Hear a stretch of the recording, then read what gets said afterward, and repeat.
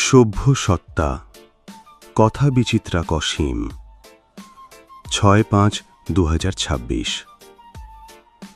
সমাজ সভ্যতা এক সত্তা, বহু বিচিত্র এর ভূমিকা। কারো থেকে কেউই ছোটও না বড়ও না, সমসাপেক্ষতায় প্রতিপক্ষ নিবেদিত। সমাজ সভ্যতা চারণ বলে চলে, আমি বিবেক উদ্দীপনায় সচেতন। কোনো অমঙ্গলের প্রসঙ্গ হয়ে উঠি না। হ্যাঁ, ব্যর্থতা গ্লানি বিষে, নেশা জল আর দ্রব্যে আসক্ত, কিন্তু নারী ভোগের লিপ্ততা নেই।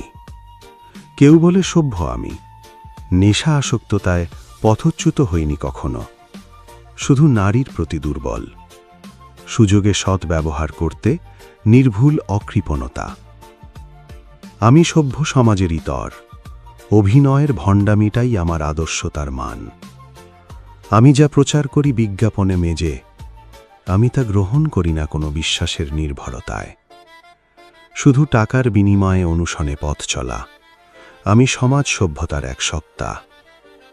লোকে নির্ভর করে বলেই অতিরঞ্জিত মুখরতায় মিথ্যেটাকেই তুলে ধরি। কি কাকে চেনে? সবাই শুধু স্বার্থের কাছে হয় উৎসর্গ বলি। প্রতিটা সম্পর্কের সূত্রই স্বার্থের অনুগত। দুর্গন্ধ দূর করতেই কৃত্রিম সুগন্ধ মাখা। সমাজ সভ্যতার চরিত্রটা এমনই।